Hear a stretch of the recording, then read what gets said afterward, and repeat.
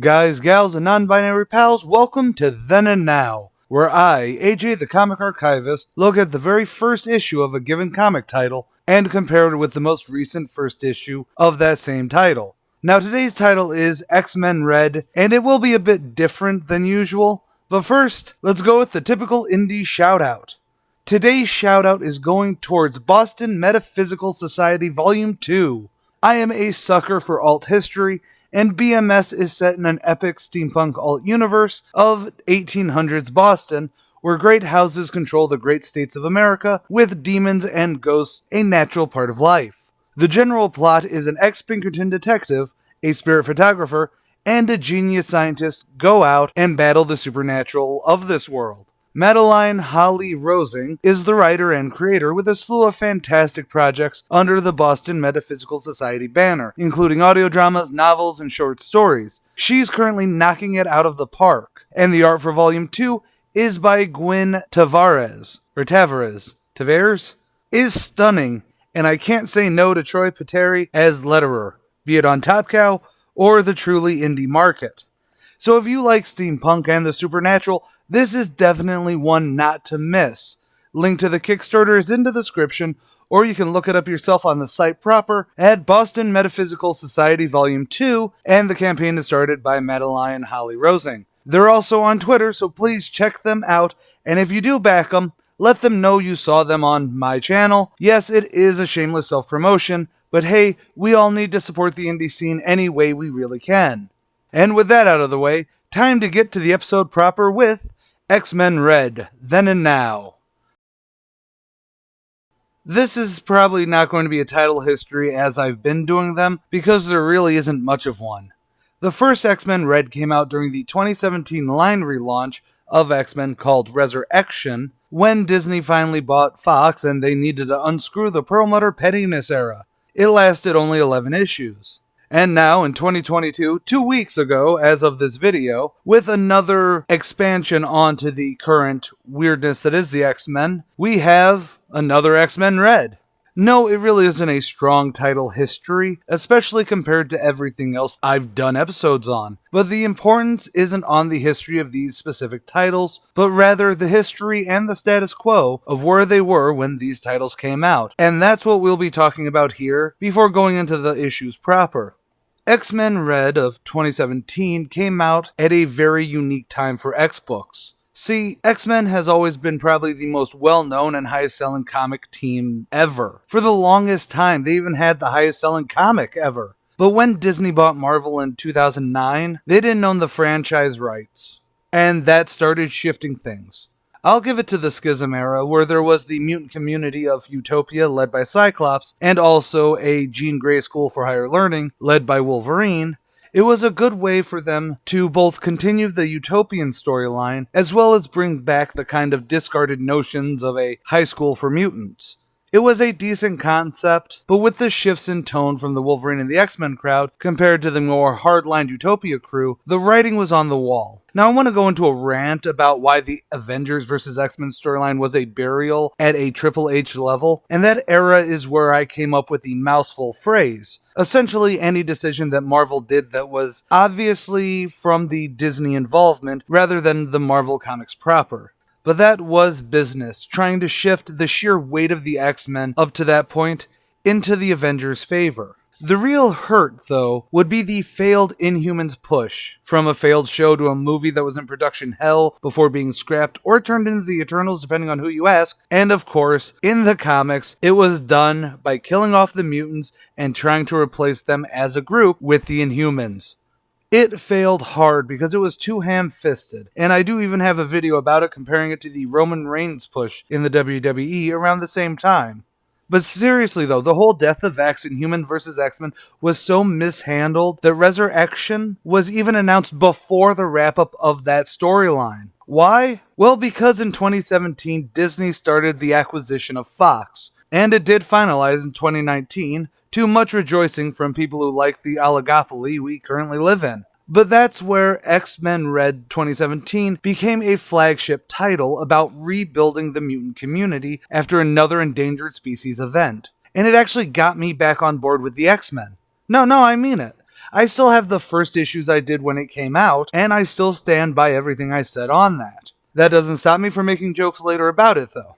However, even that redirection back to a more unified mutant kind and building for the future ultimately didn't matter, even if it was the best the X-Men had been in the 2010s. Well, cut to 2019 when Marvel canceled all X-Men titles so they could have Jonathan Hickman come in and use his old Inhuman notes to completely reboot the X-Men.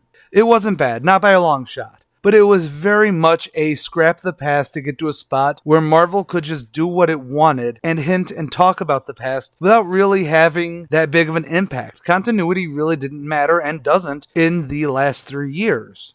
I mean, when you can have Apocalypse as a lead in an X book, unironically, you know there's something weird going on in Krakoa. I do have some then and nows from when the new reboot started, but even that doesn't even begin to prime the pumps on where this mutant species is currently. Because right now, there is a massive upheaval happening thanks to Urako, that's the Living Island Krakoa's sibling, who is actually technically the other half of Krakoa thanks to the Swords of X or X of Swords.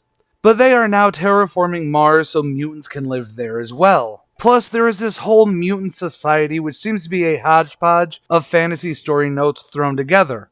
Again, it's really enjoyable to read, but it is long-form storytelling, so it'll take a full dissertation to explain fully what's going on, and I don't have that kind of time on this. My 40-minute then and now's notwithstanding. But hey, donate for a Reader's History of X-Men, and that can get going. Both of these came at a very specific time to really try and showcase a relaunch, or at least the next leg of where the X-Men are. And I am sorry that the not quite title history is shorter than usual, but let's get to the real meat with a trip to more innocent times.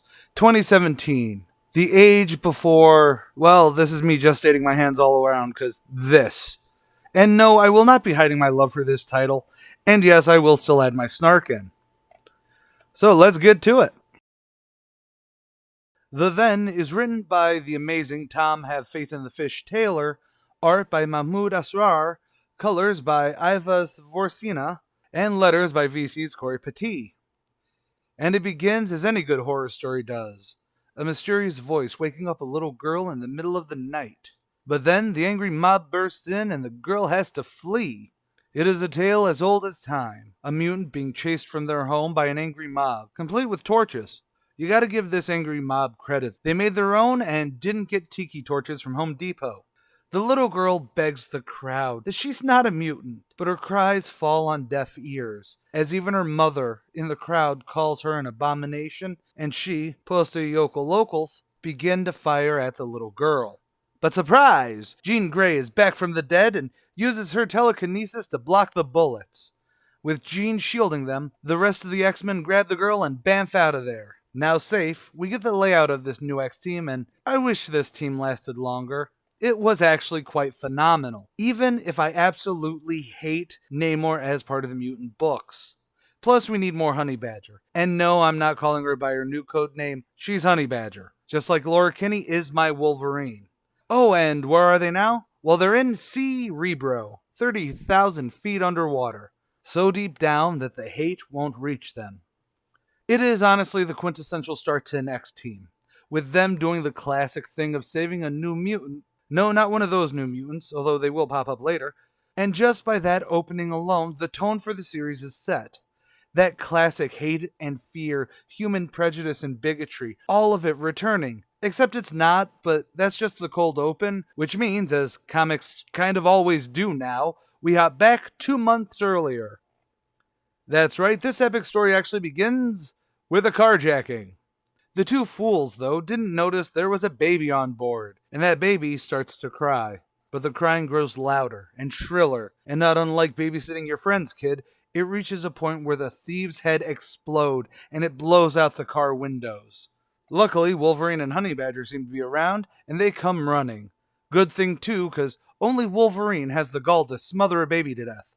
I kid, she's just covering its mouth to stop the brain-busting screech.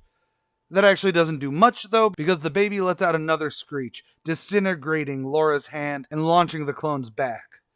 Jean Grey grabs them, and Here's where my love for Jean Grey and the hate I have for the time-displaced Jean shows so much.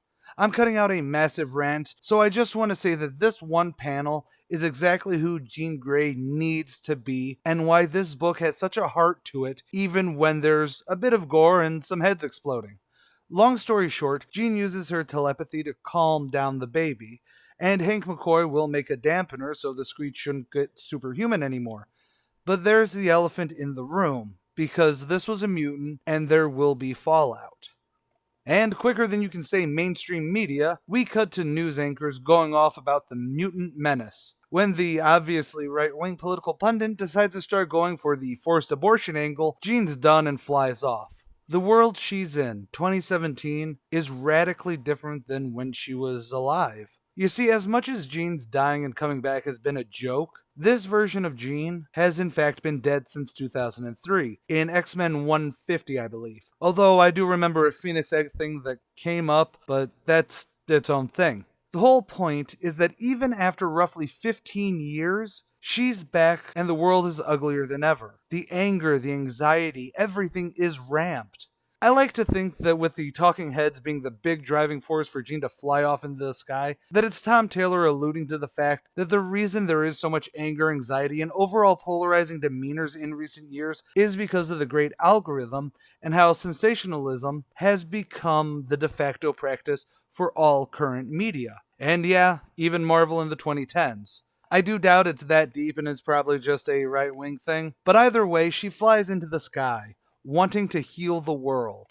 While this could easily be read as Jean wanting to fix the world forcefully, in what I consider as a reverse injustice, she actually goes to people around the world and asks for their help, gathering them all into one room. Jean reads their minds to essentially use their thoughts and ideas as a literal think tank to give the best answer on moving forward. It works too because it's completely consensual mind reading, unlike other Jean Greys that I might still be irked at, and it also makes sense. No force, just cooperation. A perfect way to push that narrative. While we aren't told of the plan, later on, Nightcrawler is.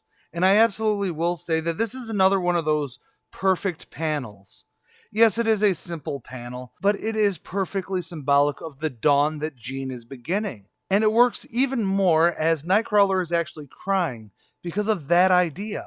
And of course, he wants to help her with it any way he can. Yes, you can argue that it's because I'm a total mark, but these two were the heart of the X-Men books for the longest time. And frankly, the franchise had lost its heart. Well, it actually had its heart Kalimad right out of its chest, but enough gushing. What's their first move?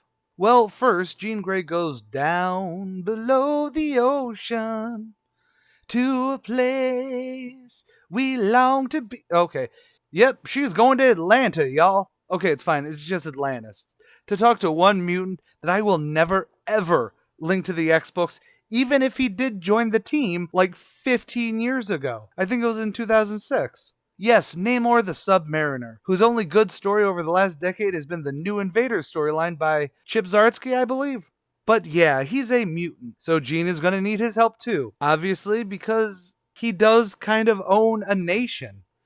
And Jean is going to the United Nations, and things are going to get rough before they get better. In what is in fact the best scene, and potentially influenced by some other big names trying to sway the United Nations with speeches, except this actually feels like it was written from the heart. I know, I'm filled with political snark today, I'm sorry. So yes, she's here to speak about a mutant voice in the United Nations. And, to be totally progressive, it's not an old white guy, but rather an old white woman that decides to throw a wrench into mutants having a say in their lives, by noting that mutants aren't a sovereign nation. They have no state. They are a species, so they can't actually have a standing at the United Nations. Jean, like any mutant fanboy, brings up that they've had nations before, and it always ends badly, because they're never recognized as nations, and people are dicks. Granted, she did the classy thing and not point out that Genosha actually ended with a literal genocide, but hey, gotta save something for that rebuttal. Speaking of, now it's the same old shtick of, well, how do we know that our votes won't get tainted because you're a psychic? But that's honestly the whole point of the book. It is about trust. And yeah, Jean brings up the whole Charles Xavier dream that we can all quote by now. And that's when both Atlantis and Wakanda recognize the sovereignty of the mutant nation. It may be like 4 to 6 panels, but it gives me the warm, fuzzy feelings. However, the world doesn't change overnight. But as Wolvie and HB point out while outside, it was at least one heck of an opening act. Speaking of acts, that's when the UK ambassador, the old white lady who opposed Jean earlier, approaches to talk. Essentially, it's so that she can say that she was mostly just showing what she had to do for her nation, and that Britain isn't going to vote against mutant kind if that's what the rest of the world wants. This is exactly the, oh, people don't hate gays anymore? Well, I guess we can't hate them either. Weak-willed in their stance. It could be worse. They could be Disney backing the Don't Say Gay Act and then having all of their stuff go, no, we love the gays. Just keep giving us your money. What I'm saying is if you're going to be a bigoted dick, go whole hog or not at all.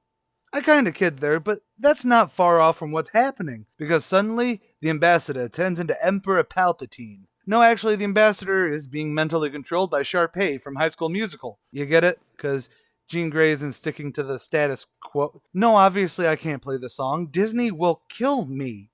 Okay, honestly, while it is revealed later at the end, I will spoil that this is Cassandra Nova controlling the ambassador. Essentially think an evil Charles Xavier, who is also Charles Xavier's twin sister that died in the womb, but didn't die in the womb. But more importantly, decides to explode the ambassador's head. Given that there was a very public confrontation between the two on the floor of the UN, and now Jean is covered in the ambassador's blood, onlookers can kind of only assume the worst. The real shocker here is that the UN troops actually do have bullets in their guns and don't take a week to decide on whether or not to shoot. Suspension of disbelief indeed. But like any Marvel civilian, the UN troops fire at Jean Grey quickly and without thinking. However, Namor saves her from being shot, Wolvie neutralizes the troops, just their guns, don't worry, before Nightcrawler bamfs all of them out of there. And we end with a world now hating the mutant menace again, thanks to Cassandra Nova's control over what's in people's heads. And yes, I know at least one person is going to call me out for saying that this was a great issue, and how it used a telepath to start the shift for mutants to go back into the shadows, but you know what? I'll take what I can get. In my review of She Lies with Angels, I gave a bit of a soapbox rant that mutants are allegories for prejudices and bigotry, so you don't need to build it up with, oh, and while hating mutants, I also don't like the blacks, because it's a very great allegory where it isn't a one-to-one. It's not like saying we hate greenskins and solely just swapping out skin colors and playing it as though it's deeper than that. But honestly, over the last several years of Marvel, the world has become a bit more wholesome and very watered down, so that, yeah, the mutants hadn't been actively hated for a while, so it works that you would have to have someone poison the minds of others. Again, another allegory to media. And frankly, that's really the big strength of this issue and what this series was and what it could be. Cassandra Nova is the evil Xavier ideally, and using her to even nudge the general ideas of mutants back to being evil, or at least a danger to humans on a larger scale, works to have the ideological discussions that make the X books matter as much as they always have. Plus, after Secret Empire was as subtle as a flying brick, this is just a breath of fresh air.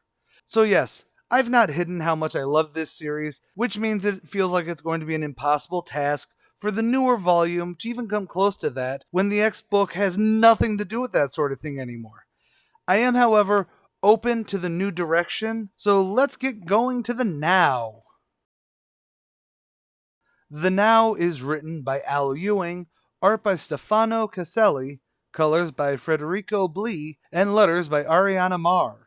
For the record, I am reading this as I'm writing the script, so there may be some genuine reactions in here. This starts with a genuine reaction of me going, wait, what the hell? As we start with a full-page spread of classic Storm trying to shove a knife into a pretty decked-out, regal-looking Storm. This is the great battle between the Nameless, shapeshifter queen, defending her seat of power in the Circle Perilous against the mutant known as Storm. Yes, the classic Storm is not the real Storm here. I think this is the first thing to really point out. If none of what I just said made sense, or even if you know the X-Men at any point before 2019, you will be absolutely lost with the vocab and the locations, Even going back and watching the Then and Now for X-Men #1, which is set at the very beginning of the Krakoa reboot phase, isn't even a good buffer. This is an evolving story is what I'm saying. It is long form, it is 3 years deep, and it feels 15 years deep. But who cares? We have wet and wild storm on storm action. Okay, fine. I'll also say that I have absolutely popped for the fact that Ewing has Storm pointing out that if the Nameless was actually Aurora, she'd have killed her by now. It's something a lot of writers have tried to bury in making Aurora more of an at-peace hippie den mother, which may not be the best way to phrase that, granted. However, this fight isn't just about leadership. It is also rooted in the fact that Storm isn't of Arakko, which is Mars's name now. However, Storm is still the queen of badass, so she freezes Nameless. However, Nameless gets the last laugh, blasting themselves with lightning, forfeiting the match and their life. All of that brought to you by Storm having a flashback during a meeting of the ruling council of Arakko, the Great Ring, as they decide whether or not to stay on Mars and prosper or invade Amenth, a dark dimension of evil that was part of the whole Sword of X storyline. But even that vote was 3 days ago, so now it's time to hop over to the new now proper. We open with a random fisherman walking home. Flying along, Magneto asks the fisherman if the land belongs to him, which then has the fisherman squaring up because land ownership sounds like fighting words in these here parts. It has no real bearing on the story proper, but it is always weird to see when Magneto actually gives his real name as Max. The reason it's weird is because Magneto Testament has been in canon hell, with aspects of it being brought into the main universe a few times, and in that, Magneto's real name being Max Eisenheart, which also means that he gets a superhero naming since it basically means Ironheart, never really caught on with audiences, and even other creators. So, while it may have been canon, he did forge his new name, post-Holocaust, to being the more popular one and used literally everywhere, Eric Langshair. It's neat, okay? So Mags is asking about the area because he actually wants to build a house, and the fisherman decides to play therapist and ask what Magneto's pain is, leading to a whole speak your pain isn't weakness, which is actually a really good mentality to have in the 21st century. And Magneto gives a breakdown of his involvement in the whole Dawn of X, Reign of X bits, all the while doing his best Elsa impression and dancing into existence the Autumn Palace.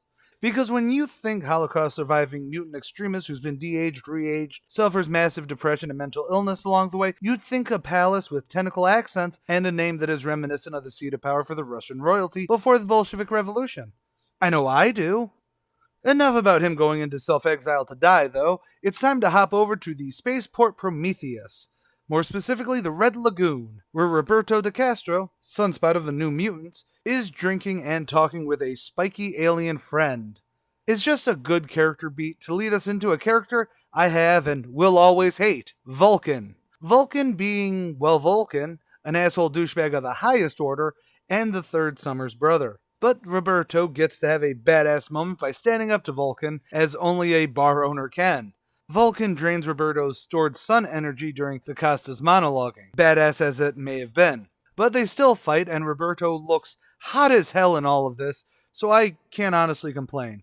The real crowd pop, though, comes when John Proudstar, revived again after his death in 1975, and Chaos Wars, Necrotia, and a few other minor revivals, but never really revived as a full character. That is, until now. Good for him. Although maybe I did miss something after his resurrection, but he seems to have a lot of hatred for the Summers family. I mean, I'll talk about it a little later because right now, I just like watching someone lay out Vulcan. But sadly, the joy can't last forever as the fight is interrupted by Abigail Brand, head of Sword, basically S.H.I.E.L.D. in space, and Cable, head of being the best summer child, sorry Rachel, are there. Because Vulcan's been attacking Shi'ar in the diplomatic zone, so it's Sword's problem. Now, here's where I'll bring up that I don't get Thunderbird's motivations here. Yes, he's pissed off at the Summers and Xavier and Emma, because they're all vultures. I get the anger of being dead for about 45 years, but he also says that he's proud of James, Jimmy, his brother, the mutant Warpath, who was essentially just Thunderbird 2, and even went by Thunderbird for a really small bit, I believe. The issue I have is that Warpath was the angry boy who was pissed off at Xavier because of the death of John, which is why he became a Hellion under Emma Frost back when she was just a rich chick with an evil school for gifted youngsters. Maybe it's in an issue of another book that I haven't read yet that gives Thunderbird here a better reason than we need someone to be a dick, but Wolverine's mellowed out after dying and being a throuple with Jean and Scott. Either way, after the dick measuring between Cable and Thunderbird, Brand revokes John's Mars privileges, and I'm really wondering why Sword would have the authority, because Mars is a sovereign planet. But hey, again, could easily be in a different book. Of course, Thunderbird's still doing his best 90s Wolverine impression, saying that he'll go where he wants, and that Cable made it real personal, despite Cable not really making it that personal. He then leaves, but not before telling Roberto that this place is rotting, which is generally a no-duh. But enough about that, it's time for a scene in the Senate, the best part of any action-adventure series. Okay, that wasn't fair because technically we don't actually get to see the vote. We get 2 pages to explain the people who are on the controlling council and how they voted. It's a thing that keeps happening in the New X books, but to me it always comes off as a bit of a lazy gimmick. It does compress information that we wouldn't necessarily be shown, especially in the compressed long story being told in the X books right now. But at the same time, I want to know who these people are. And telling us something like, Iska wants to be the hero of her own story, even as she's stabbing you in the back. Or how Idle is the seat of stalemate and wants for stalemate to end, so they vote for war. Those are great lines in a summary, but these are the leaders of a massive faction that is being focused on in this comic series. For Iska, we even glean a lot of who Iska is with her interaction with Storm, as well as how Storm talks about Iska to Brand later. But none of these other people even had lines yet. But now they're being spelled out for expediency's sake. And this isn't against Ewing because, again, it is well written summarizing. But in doing so, this would be great to see it. For some of this, we do see it. Literally right after we get this 2-page of quick premise summary, Iska's talking with Storm, and we're getting some of the great character stuff that's there. Like, Iska's mutant power is to not lose, so she can't vote due to it being unfair. So Storm can't skirt the responsibility of making the decision for war or peace. It is a good character bit, and does give us why Iska voted the way she did. We don't need the wallow text gimmick anymore. But ultimately, there is a great push about Storm as regent of Arakko, but once again, any deep dive into it is halted. And again, the more interesting or fun is interrupted by Abigail Brand. To boil it down, we get some blustering, but in general, Brand is saying that the X-Men need to be the controlling influence of Arakko and not the Great Ring. Okay, well no, technically she's saying that there needs to be an X-Men of Mars team to be a good example. Storm refuses, although Brand does get a good point in that Storm's already the leader of Arakko, so why not go for the gold before Abigail leaves? This does actually give us a great moment for Storm, alone with the memories of Nameless and then blasting the Iron Throne with lightning. But it does end with a bit of a villain line, saying that there are greater things to be than a queen. Granted, Storm's been a god queen before, so it wouldn't be out of character, it's just a bit worrisome of a line. But enough about that, let's go back over to Magneto and his fisherman friend, who doesn't actually have a name, but wants to be called the Fisher King. Which, as an Arthurian historian, yes, I actually went to college because of the Legends of Arthur, and yes, it is stemmed from my first name. It was either that, or become an aficionado on Mark Brown books. But anyways, as an Arthurian buff, I think this means that Magneto is about to find the Holy Grail. Anyways, Magneto does try to get to know his new guest, asking what his mutant power is. However, the Fisher King doesn't have one. I do love the look on Magneto's face like, ew, it's a normie. Of course, Fisher King isn't a human, but was born in the prisons during the War of Arakko. And yes, Fisher King notices that Magneto seems to share that background. However, Mags can't talk about it because he's, once again, interrupted. It's not Abigail Brand this time, so that's a plus. Actually, it's Roberto de Castro coming in.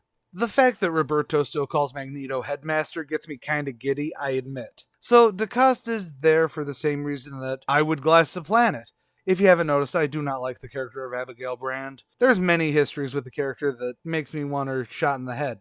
Anyways, Roberto wants to create an X-Men of Mars team to stop whatever Brand is trying to do. However, they're then interrupted. Yeah, this is a drinking game for this issue. Whoever talks off panel to interrupt what's going on, take a shot.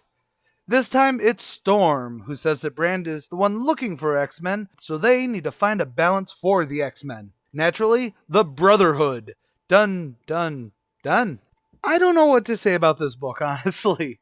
I absolutely love moments of this, and I'm assuming that they'll be adding Thunderbird to the team later on, but I'm also lukewarm about it. Everything in it is great, as long as you go into this book knowing that it is 3 years into an absolute reboot of the X-Team, creating a very different world and feel for both the characters and their setting. I'm actually reminded of when people were talking about how Marvel was going to totally put the X-Men on a different world or universe so that they don't have to deal with the Avengers-led teams anymore. And honestly, they kind of have. Yeah, there's Abigail Brand and Sword and a spaceport and other things that tie it to the 616 proper, but this is ultimately a fantasy book set away from the main happenings of the 616. And it's not bad. It is very different, and honestly, that's kind of the conclusion I'll have to give. Honestly, how do I actually draw the conclusion in comparing these two? The original X-Men Red was a return, or an attempted return, with the X-Men premise, only bringing it more into the 21st century, and even aligning it with a more mouthful way of thinking, where it has to be a big bad making Marvel citizens the assholes that they always have been. The new X-Men Red being a focus on the Red Planet, I assume, since it's about a Brotherhood creation, although it could also be that they're going to create an X-Men of Mars team that's actually the Brotherhood team, and basically Breaking Brand being the big undercurrent for the series. This new series is all about the new dynamics in this new Edgar Rice Burroughs-esque Mars world. Ever since the Hoxpox reboot, the X-Men have been a very different franchise, with a focus away from, well, what you think of when you think of the X-Men, and more into splitting it into its own thing, isolating it, as it were. Obviously, again, not fully, because no one liked that idea when it leaked, but damn close to it. And again, that's not a bad thing. I have been enjoying this new era as a reader, but as an X fan, I have too much history to truly be able to get on board this new direction. And that, I think, is the point to draw from comparing these two. And it even follows the odd theming of the last few then and nows, in a roundabout way. There will always be a my version. And the whole point of new writers and creators and directions is that even if it's not for you, it very well could be for someone else. Tom Taylor made what I would consider the best X book of the 2010s, no doubt. But Al Ewing for Volume 2 is creating a very fantastic new direction where they need to circle the wagons for this new mutant planet. Neither way is wrong. Rather, for me, and I hope I can articulate this well, it's not my world. It is a good fantasy piece, but in only 3 years, we have such a new universe that they inhabit, you need a cheat sheet for the vocab alone. And a lot of new readers actually got into the X-Men because of the Hoxpox push.